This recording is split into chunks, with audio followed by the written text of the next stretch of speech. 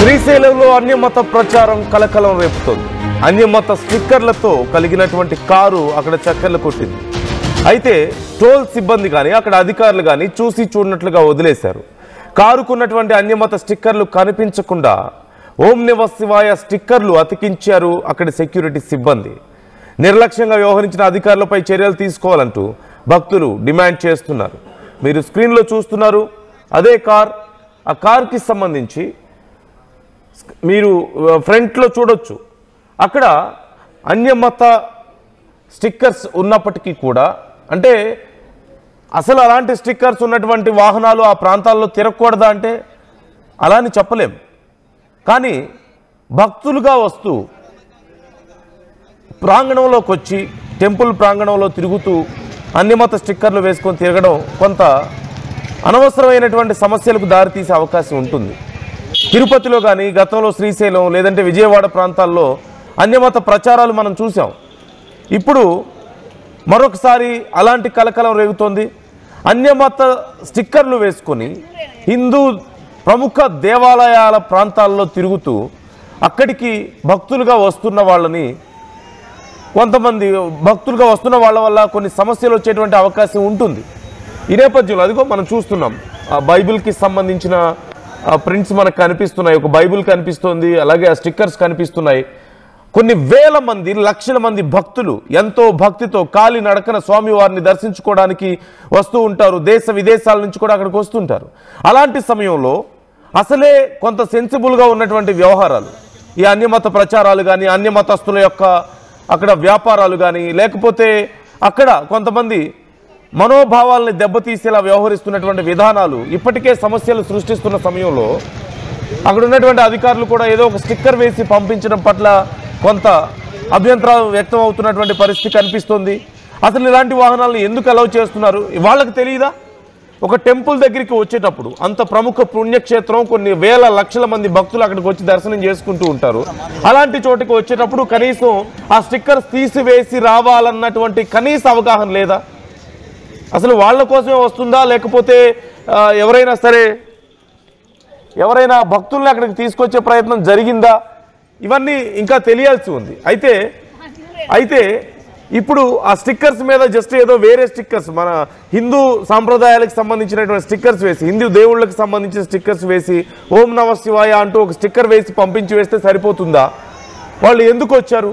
వచ్చేటప్పుడు కనీసం ఆ స్టిక్కర్స్ తీసుకురావాలి. వీళ్ళనే కాదు, ఎవరైనా సరే చర్చికి వెళ్ళేటప్పుడు హిందూ దేవుళ్ళ స్టిక్కర్స్ వేసుకొని, లేదంటే భగవద్గీత పట్టుకొని చర్చిలోకి వెళ్తారంటే అక్కడ లేనిపోయిన సమస్యలు వచ్చే అవకాశం ఉంటుంది. లేదంటే ఒక మసీదులోకి వెళ్ళేటప్పుడు ఆ పద్ధతులను అవలంబించాలి. ఆ భక్తి, ఆ నమ్మకం ఉన్న వాళ్ళే సహజంగా అక్కడికి వెళ్ళాలి. ఎవరు పడితే వాళ్ళు వెళ్ళి లేనిపోని సమస్యలకు దారి తీయడం తప్ప ఇంకేదైనా ఉంటుందా? అక్కడ అధికారులైనా చూసి చూడనట్లు ఎందుకు వ్యవహరిస్తున్నారు? గతంలో ఎన్నో రకాల సమస్యలు వీటి వల్ల రాలేదా? ఇప్పుడు కారు వేసుకు వెళ్ళిన వాళ్ళు రేపు పాంప్లెట్స్ తీసుకువెళ్ళరా? కారు ఉంది, కారులో బైబుల్ ఉంది, కారు మీద స్టిక్కర్ ఉంది. వాళ్ళు అసలు ఏ ఉద్దేశంతో అక్కడికి వెళ్తున్నారు? మనం స్క్రీన్లో చూస్తున్నాం. ఆ కారు నిండా ఎక్కడ చూసినా ఇతర మతానికి సంబంధించినటువంటి ఆ స్టిక్కర్స్, ఆ లోగోస్, ఆ బుక్స్ అన్నీ కనిపిస్తున్నాయి కదా. ఏమైనా ఉద్రిక్త పరిస్థితులు వస్తే ఎవరిది రెస్పాన్సిబిలిటీ? అక్కడ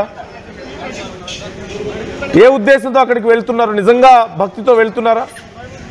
నిజంగా భక్తితో వెళ్తే, విశ్వాసంతో వెళ్తే ఇలా వెళ్తారా ఎవరైనా? ఏదైనా మోటివ్ ఉందా?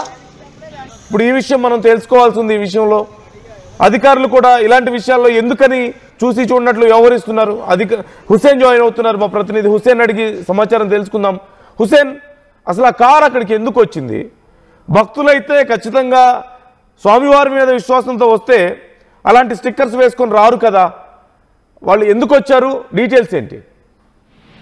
నందు, శ్రీశైలంలో కలవరం రేపుతుంది అన్యమత ప్రచారము. అయితే నిన్న రాత్రి 10:30-11 గంటల ప్రాంతంలో టోల్ స్థానికంగా శ్రీశైలంలో ఒక అన్యమతానికి సంబంధించినటువంటి ఒక కారు, దాని మీద యేసు సంబంధించినటువంటి ఒక మతానికి సంబంధించినటువంటి ప్రభు యొక్క స్టిక్కర్లతో పాటు ఇతర బైబిల్ ఇంకా ఆ ప్రచారానికి సంబంధించినటువంటి దానికి సంబంధించినటువంటి వ్యవహారం అంతా కూడా కలవరం రేపుతుంది. దీనికి ప్రధానంగా ఏదైనా సరే అంటే వేరేకి సంబంధించినటువంటి వాహనాలు రాకూడదనేటువంటి లేనప్పటికీ అన్ని మతాలకు సంబంధించినటువంటి విగ్రహాలు కానీ అన్ని మతాలకు సంబంధించినటువంటి కరపత్రాలు కానీ అన్ని మతాలకు సంప్రదాయాన్ని అక్కడ ఎక్స్పోజ్ చేసేలాగా ఎలాంటి వాహనాలు కూడా రాకూడదనేది ప్రధానంగా శ్రీశైలంతో పాటు తిరుపతి దేవస్థానంలో ఉన్నటువంటి అంశం. అయితే అన్ని మత ప్రచారం సంబంధించినటువంటి వాహనానికి సంబంధించినటువంటి స్టిక్కర్లతో ఉన్నటువంటి ఈ వాహనము ప్రధానంగా శ్రీశైలంలోకి ఎంట్రీ కావాలన్నా ఆ దేవస్థానం పరిధిలోకి రావాలన్నా ముందుగా టోల్ గేట్ వద్ద దాటి రావాలి. టోల్ గేట్ వద్దే మొత్తం క్షుణ్ణంగా అక్కడ ఉన్నటువంటి నిఘా వ్యవస్థ, అక్కడ ఉన్నటువంటి సెక్యూరిటీ వ్యవస్థ, చీఫ్ సెక్యూరిటీ ఆఫీసర్ శ్రీనివాసరావు ఆధ్వర్యంలో సిబ్బంది అందరూ కూడా చెక్ చేసి పంపించాలి. కానీ టోల్ ప్లాజా వద్దే ఎలా వచ్చిందనేటువంటిది ప్రధానంగా జరుగుతున్నటువంటి చర్చ. ఒకవేళ అలాంటి వాళ్ళు ఎవరైనా వస్తే అక్కడే దాన్ని కంట్రోల్ చేసి వాళ్ళు వచ్చినటువంటి మోటివ్ ఏంది, ఎందుకోసం వచ్చారనేటువంటి దానిపైన ఆరా తీసి స్థానికంగా ఉన్నటువంటి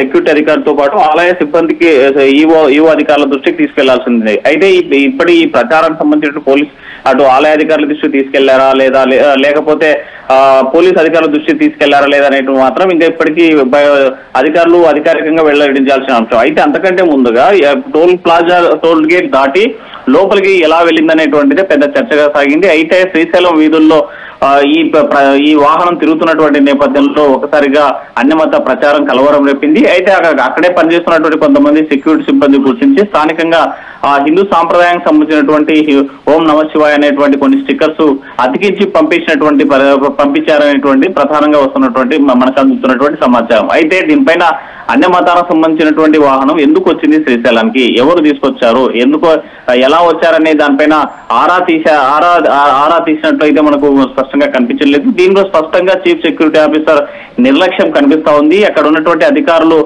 దీన్ని మసిపూసి మారేడికాయ చేసేందుకు ఇలాంటి వ్యవహారం చేశారనేటువంటిది ప్రధానంగా హిందూ ధార్మిక సంఘాలతో పాటు స్థానికులు అదేవిధంగా భక్తుల నుంచి వస్తున్నటువంటి ప్రధానమైనటువంటి విమర్శ. ఎందుకంటే ఎందుకు వచ్చిందనేది తెలుస్తుందా హుస్సేన్, మనకి డీటెయిల్స్ ఏమైనా తెలుస్తున్నాయా? అసలు ఆ కారు ఓనర్ ఎవరు, ఆ కారు అక్కడికి ఎందుకు వచ్చింది, అంటే ఎవరైనా ప్రయాణికులను అక్కడికి తీసుకొచ్చిందా లేకపోతే వాళ్ళే అక్కడికి వచ్చారా?